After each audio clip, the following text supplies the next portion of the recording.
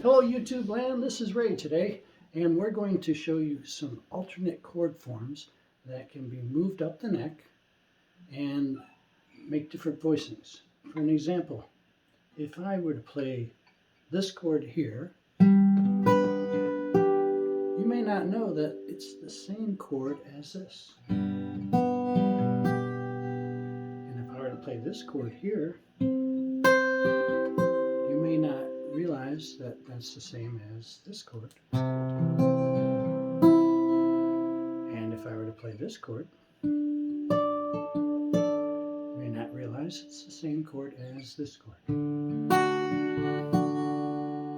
And back to G. So I've got G, C, and D. And I also have G, C, and D.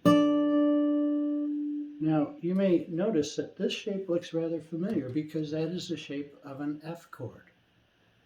And what we're going to do is we're going to take this shape all the way back down to its root and look at that F chord for a moment. Okay? And I have a little visual here which talks about the basic chord forms that we're going to use. So you can see an F chord spelled out there for you. You can see C and D also spelled out for you. We're going to take the F chord now. We're going to create a C and D, but we're going to create it in a different place. We're going to create it at the 8th and 10th fret. So let's start by making the F on the 1st fret. Okay, now take that F chord and that same shape and move it up. Use your dots. The 3rd dot is the 3rd fret. The first dot is the 3rd fret. The 2nd dot is the 5th fret. Some people may have a dot on their 1st fret as well. The 7th fret is here, and here is the 8th fret. We're going to take that chord and move it to the 8th fret. Okay, slide it all the way up. And play. Play that C chord. Keep playing that C chord. Keep playing that C chord. Keep playing that C chord. Keep playing that C chord. Okay? Good. Now slide that up to the D chord. Keep playing that D chord. Keep playing that same D chord. Okay? So we've got C chord here, and we're moving up to the D chord. Okay, so let's use the G chord from the 1st fret, or the 3rd fret, the 1st box. And then we're going to take the C chord up here at the 8th fret, and the D chord at the 10th fret, and then go back to the 3rd fret for the G. Okay? So here we go. Now we're going to change up to the D and back to the G. Do it one more time now. Here we go with the G. And then you're going up to the C. Move up 2 frets to the D.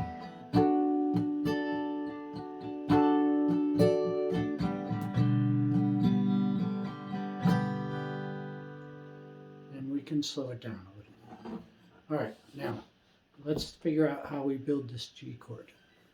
I'm taking a D chord and I'm going to take a C chord and I'm going to combine them.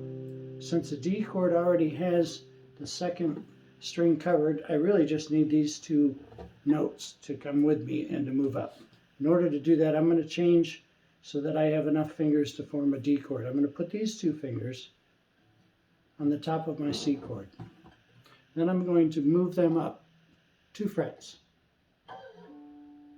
Now, they are notes of a D chord. Once again, I took a C chord. I formed it differently by putting my pinky in the game and then moved it up 2 frets. Now I have these 2 free to make my D chord. Okay? So I have to bar that and put that on the 2nd. D chord. We're going to transpose it and make it a G by sliding it up to the 7th fret. We use our dots again. The pinky's on the 5th. This is the 7th. I need to make my index finger land on the 7th fret. And I slide up, and I have a G chord on the 7th fret. Let's do it again. Bar the first 3 strings on the 2nd fret. Put the middle finger on the 2nd string of the 3rd fret. Put the ring finger on the 4th fret on the 4th string, and the pinky goes on the 5th fret on the 5th string. There's your full chord. Now we're going to move it up to the 7th fret and slide. And grab and play. Again.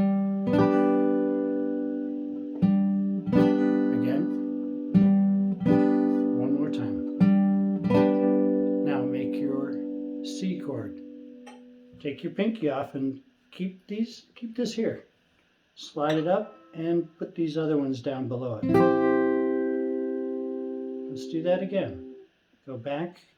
Keep that one down there. Don't take it off. You always have to keep something connected to the neck.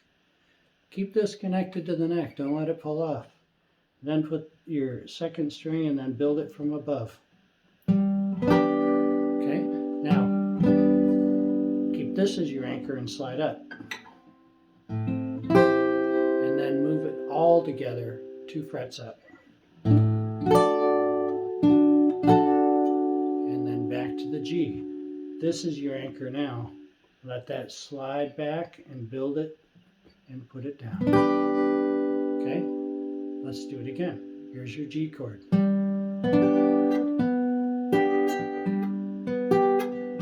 And change. And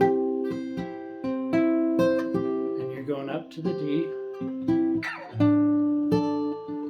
Okay? And back to the G. Keep the bottom part down. You can put the rest of the chord in as you need to. One more time.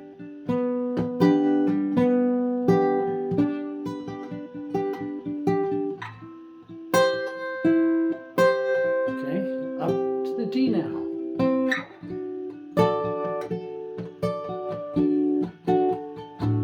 And to the G. And a G on the 3rd fret. To bring it back down. Okay, so here's a picture of the new Voicings, so you can see it before we go. There is the F form used, right? And we have it for a C chord at the 8th fret, a D chord at the 10th fret, and then at the 7th fret, we have a combination of a D chord on the bottom and a C chord on the top. I hope you enjoyed this video and that it enhances your playing. I think it's really great to play with someone else and mess around with these things, and they'll look over like, whoa, he's doing something fancy. So fancy it up and have some fun. This is Ray saying have a great day.